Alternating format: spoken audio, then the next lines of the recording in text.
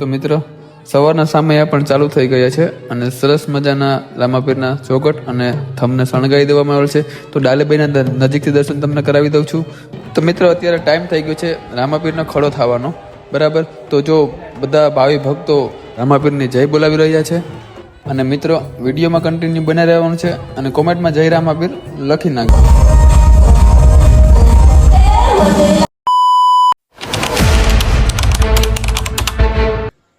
Hello મિત્રો, તો પહેલાં તો બધાને જય રામાપીર, જય રઘાણી. તો તમને બધાને ખબર જ છે કે માધવપુરમાં એક વણકર સમાજ દ્વારા આયોજિત બાળ મંડપનું આયોજન કરવામાં આવ્યું છે. તો તેમાં આજે છેલ્લો દિવસ છે મંડપનો, બરાબર. અને અત્યારે જો 5 વાગી ગયા છે અને હવે થોડીક વારમાં સામૈયાની તૈયારી ચાલુ થઈ ગઈ છે. તો સામૈયામાં તમે આપણે જોડાઈ જઈએ અને સામૈયા પછી જે મંડપ ખોડો થવાનો છે એનો પણ આપણે આ બ્લોગમાં વિડીયો આવવાનો છે. તો વિડીયોને સ્કીપ કર્યા વગર બરાબર કન્ટિન્યુ બ્લોગમાં બના રહેજો. અને હા, ચેનલની અંદર તમે નવા હોય તો ચેનલને સબસ્ક્રાઈબ કરવાનું ભૂલતા નહીં. જય રામાપીર, જય લગ્નાણી.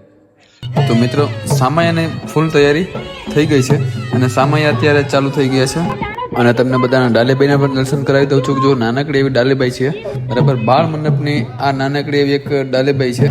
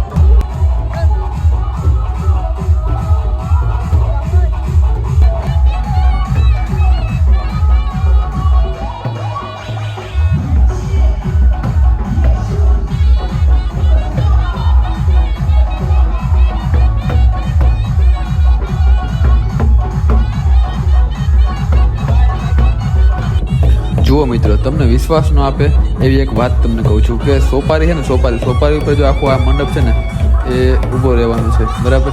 જો આપણે કોઈને વાત કરીએ ને તો એ વાતને કોઈ માને પણ નહીં.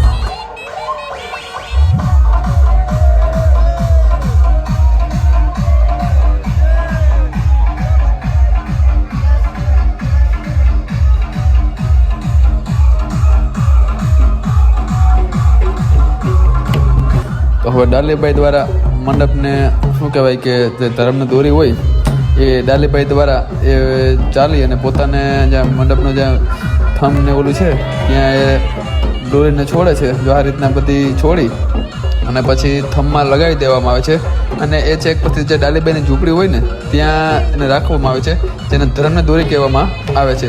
તો જો આ રીતના તૈયાર થાય છે બરાબર. પછી જો ઉપર બાંધી અને આ પછી ધર્મની દોરી બાજુ બધી આપણે જે મેઘવાળ સમાજના ભાઈઓ લોકો હોય એ બધી ધર્મની દોરીને આપણે ડાલીબાઈની ઝૂંપડી તરફ લઈ આવે છે બરાબર.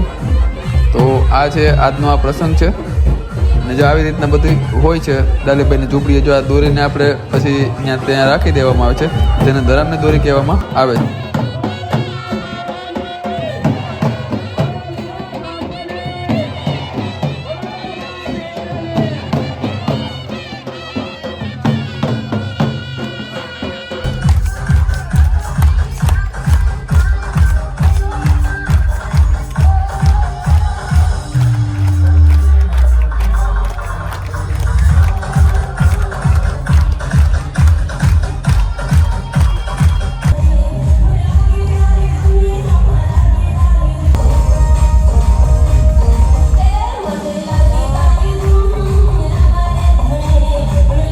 તો મિત્રો, માધવપુરની અંદર થોડીક જ વારમાં રામાપીરનું આગમન થવાનું છે. તો તે ક્ષણને આપણે એક યાદગાર શું કહેવાય કે યાદગાર દિવસ તરીકે આપણે એને યાદ કરીશું બરાબર. જો આજે માધવપુરની અંદર ભક્તિમય છે ને આમ ટૂંકમાં ગુલાલમલ થઈ ગયું, આખું ગુલાલ થઈ ગયું હે.